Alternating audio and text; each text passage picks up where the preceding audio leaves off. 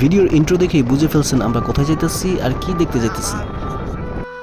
এক বড় ভাইয়ের নিমন্ত্রণে সাড়া দিতেই আমরা দলবল নিয়ে সিরাজগঞ্জ চলে আসি।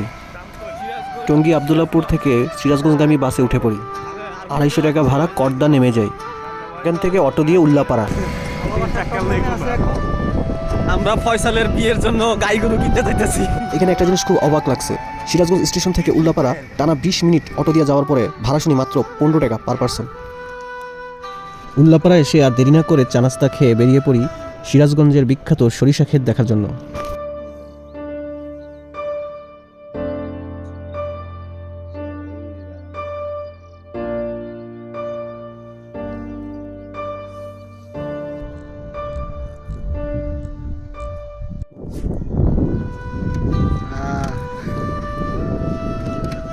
মাছের তো প্যাক বেশি মাখায় লাইছে।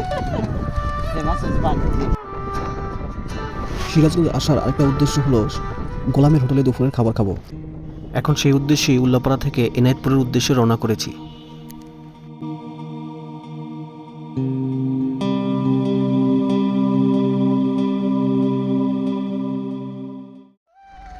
যমুনা নদীর এই ঘাটের পাশেই গোলামের হোটেল।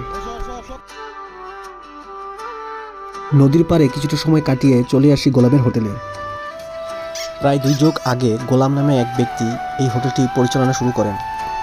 যমুনার এই ঘাটে চলাচলরত মানুষের জন্য এই হোটেলটি প্রতিষ্ঠিত হয়। যমুনা নদীর টাটকা মাছ এই হোটেলের জনপ্রিয়তাকে আরও বাড়িয়ে দেয়। অনেক আগ থেকে স্থানীয়দের কাছে জনপ্রিয় ছিল এই হোটেল। ইন্টারনেট ও ইউটিউবের কল্যাণে ফুড ব্লগারদের একাধিক ভিডিও ভাইরাল হয়ে সারা দেশব্যাপী এর জনপ্রিয়তা ছড়িয়ে যায়। মজার বিষয় হচ্ছে এর পাশে একটি হোটেল আছে যার নাম রাজা হোটেল। গোলাম আর রাজা পাশাপাশি। শুক্রবার হওয়াতে প্রচুর ভিড়। আধা ঘন্টা দাঁড়িয়ে থেকে বসার জন্য জায়গা পেয়েছি।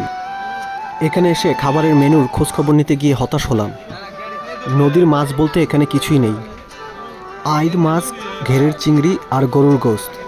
আমরা চিংড়ি ভুনা আর গরুর গোশত অর্ডার করলাম। এখানে খাবারের প্যাকেজ ভাত সহ গরু 150, চিংড়ি ভুনা 150।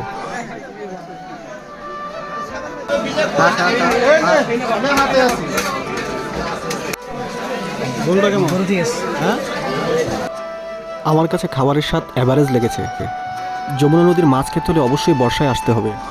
চাষের মাছ আর গরুর গোশত খাবার জন্য আমি এত দূর আসবো না।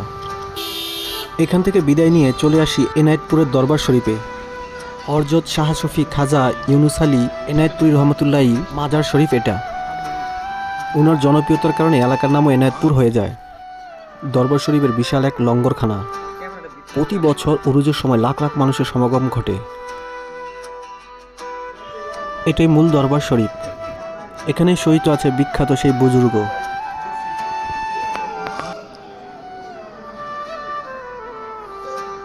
এখান থেকে বিদায় নিয়ে চলে আসি উল্লাপাড়া সেই ভাইয়ের বাসায়। আজ সিরাজগঞ্জে আমাদের দ্বিতীয় দিন। আজ দুপুরে খাওয়া দাওয়া শেষে ঢাকার উদ্দেশ্যে রওনা দেব। তাই বাকিটা সময় সর্ষে খেতে ঘুরে ঘুরে বেড়াবো। প্রচণ্ড শীত আর কুয়াশা মাথায় নিয়েই আমাদের সর্ষে ক্ষেত অভিযান শুরু হলো।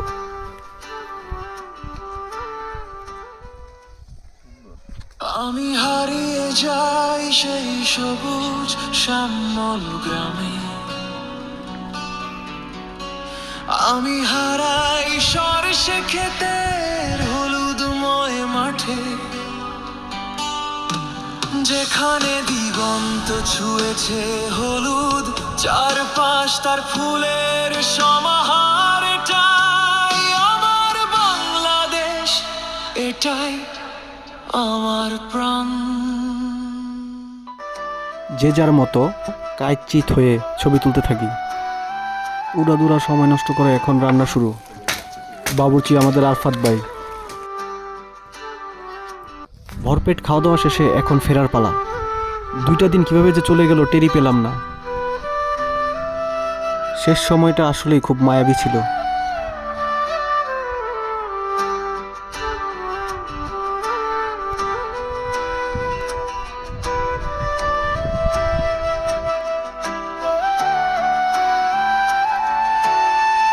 আমি হারিয়ে যাই এই সবুজ শ্যামল গ্রামে, আমি হারাই সরষে ক্ষেতের